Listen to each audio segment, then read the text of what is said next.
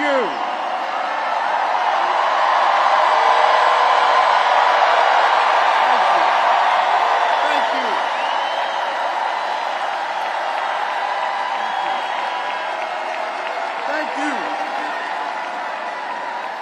I love you, Philly!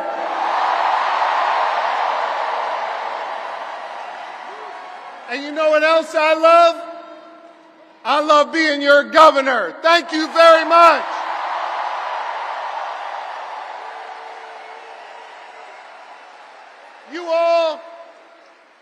Y'all fill my heart. And I love you so much.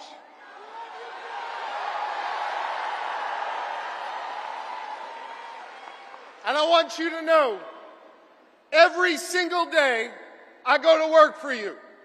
I put my shoulder to the wheel, and I focus on 3 simple letters in our alphabet. G-S-D. I focus on getting shit done for all of you.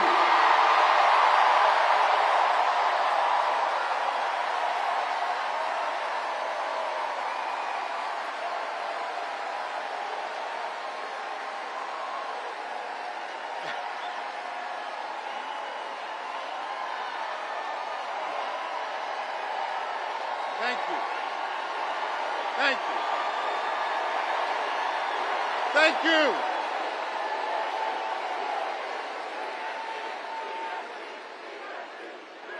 And I want you to know, I am going to continue to pour my heart and soul into serving you every single day as your governor.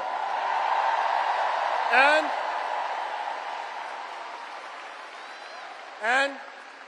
I'm going to be working my tail off to make sure we make Kamala Harris and Tim Walz the next leaders of the United States of America. That's right. Let me tell you about my friend Kamala Harris, someone I've been friends with for 2 decades. She is courtroom tough. She has a big heart. And she is battle tested and ready to go.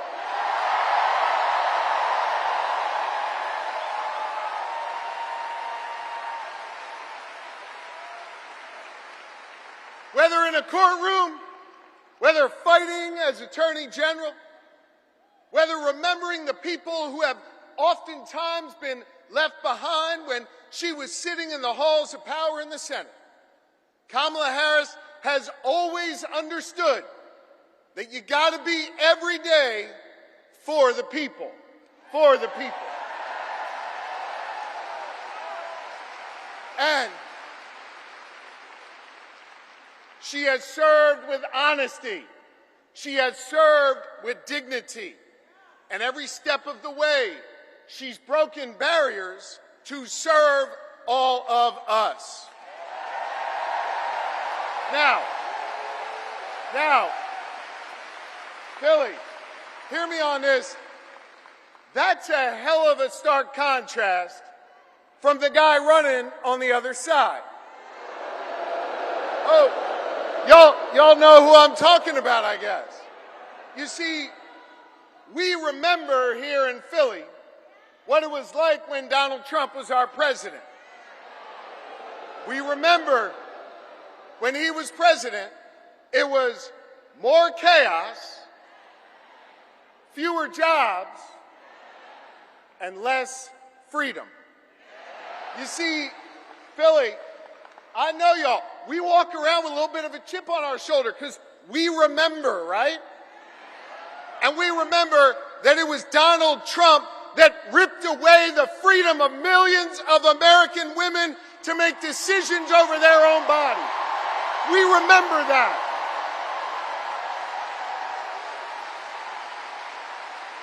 We remember that. We're not going back. We are not going back. You're right. Not going back. And here's the thing. we don't want to go back, but let's go back for a second. Just remember. Let's just remember, because I think there's some folks out there that still have a little bit of brain fog, having a hard time remembering what it was like. Now listen, he brought all that chaos and limited our freedoms back when he was president, and let's be honest, didn't know what the hell he was doing. He didn't. But this is serious, gang. He knows what he's doing now. He does. And the Supreme Court that he packed, the Supreme Court that he has packed has ruled that he is above the law. He is outside of the law. And now he's got a clear plan. They all wrote it down in that whole Project 2025 thing. And they got a clear plan to take away more of our freedoms. They got a clear plan to use the Justice Department to go against our enemies. They got a clear plan to isolate us in the world. And let me tell you something, I ain't going back. I am not going back. I'm not. And neither do you want to go back. We are not going back.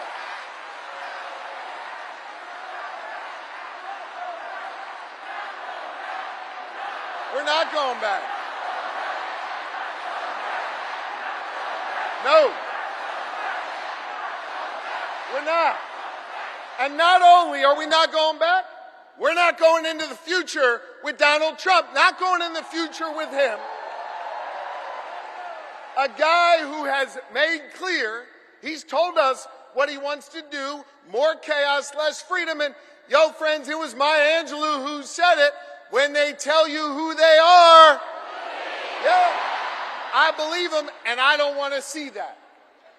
And Donald Trump, well, he's now got a partner with him. Y'all see that guy? Yeah. J.D. Vance, he's not exactly off to a good start. I think we can all agree on it. But I think part of the reason why he's not off to a good start is this, and it's serious. He doesn't know who he is. And he's not being honest with himself, so he can't be honest with the American people. He can't.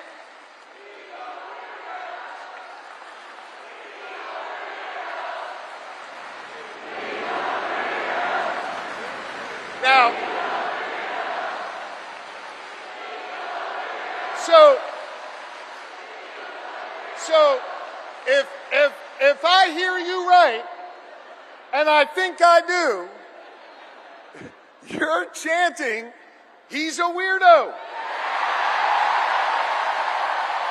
Which means, man, I love you, Philly. Which means, if you're chanting, he's a weirdo, then you heard of my good friend and our next vice president, Tim Walz. Because Tim Walz, in his beautiful Midwestern plain-spoken way, he summed up J.D. Vance the best. He's a weirdo. And I want to talk about Tim Walz, because Philly, in a minute, he's going to come out here, and I want you to give him a whole lot of love. Tim Walz is a great man. Tim Walz is an outstanding governor. Tim Walz is a teacher. Tim Walz is a guardsman. Tim Walz is a great patriot.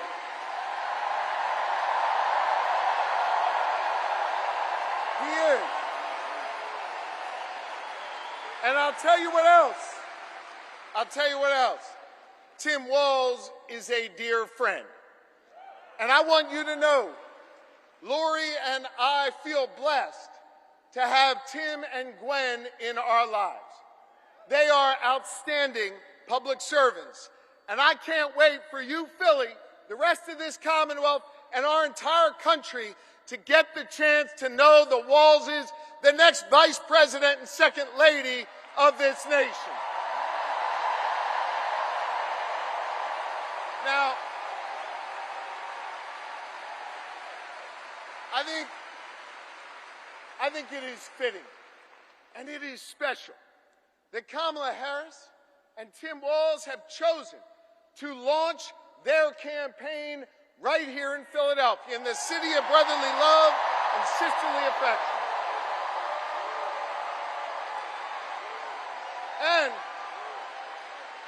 And importantly, they chose to launch their campaign right here in the birthplace of real freedom.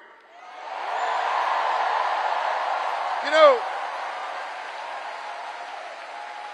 the other side, Trump and his sycophants, let me tell you something. They love to talk a good game about freedom, right? They love to cloak themselves in the blanket of freedom all the time. They love to talk a good game. But hear me on this. It's not freedom to tell our children what books they're allowed to read. That's not freedom. It's not. It's not. It's not freedom to say you can go to work, but you can't join a union. That's not freedom.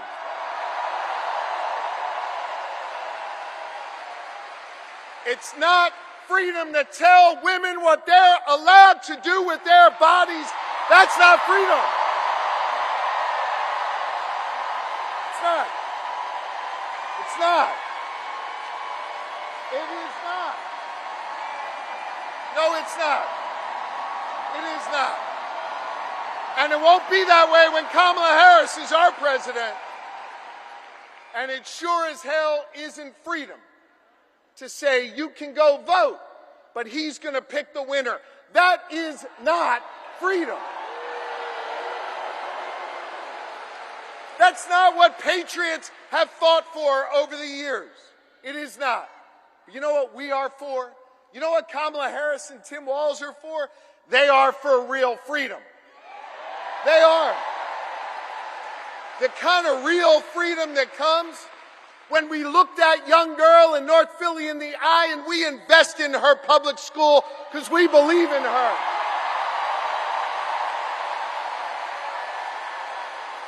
We believe in real freedom, the kind of freedom that comes when we invest in our police and we invest in our communities because we believe that young girl should walk to and from school safely and back to her mama at the end of the night. We believe in real freedom where the young girl can grow up and be whatever she wants. She can be a welder. She can go to college. She can be who she is. That is real freedom, and that is what we are fighting for. We believe in the kind of real freedom where she grows up in a community where she can breathe clean air and drink clean water and know that she will leave an environment to the next generation that is great for her kids and her grandkids. And Kamala Harris and Tim Walz believe in a real freedom where you can marry who you love and be who you are.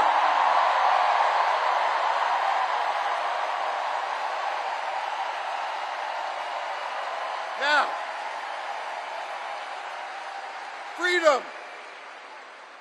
freedom is on the ballot. And our fundamental freedoms are at risk. And I know when it's at risk, it's easy to feel uneasy. And it's easy to get down. But let me tell you something, Philly. Let me tell you something, Pennsylvania. Let me tell you something, America. I am more optimistic than ever before.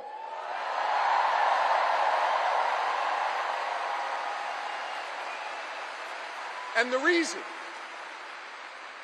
I'm more optimistic than ever before is because of all of you. And because of what a band of patriots started here in our taverns, in our town squares, and at Independence Hall just a couple miles from here nearly 2.5 centuries ago. You see,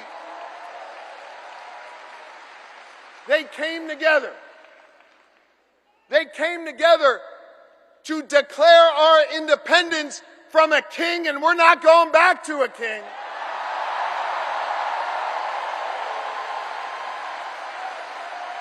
And we're not going back.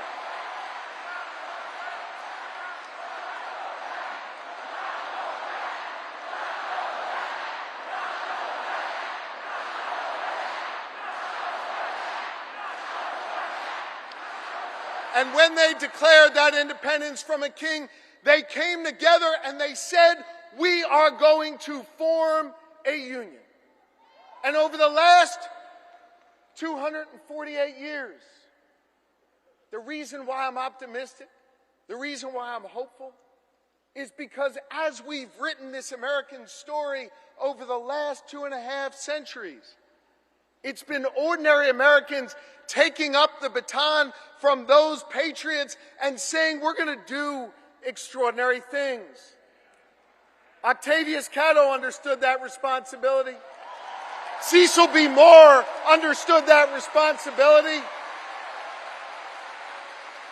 Gen Z, when they're organized and on TikTok, understand that responsibility. And I'm optimistic today because the task of perfecting our union, the task of defending our fundamental freedoms, it now falls to all of you. To freedom-loving Americans all across this great country. And to the good people of the Commonwealth of Pennsylvania who will decide this next election and understand our unique responsibility.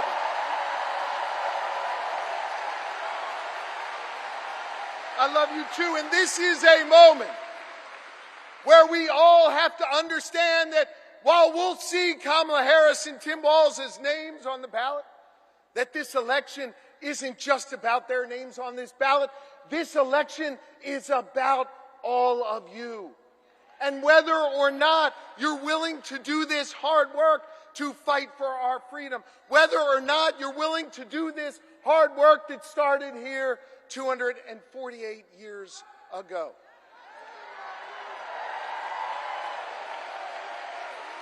I want to just say this. I lean on my family and I lean on my faith, which calls me to serve. And I am proud of my faith.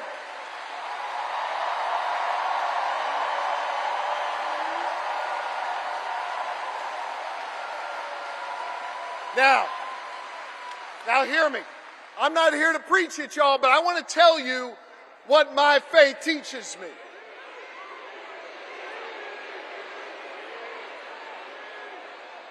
My faith teaches me that no one is required to complete the task, but neither are we free to refrain from it.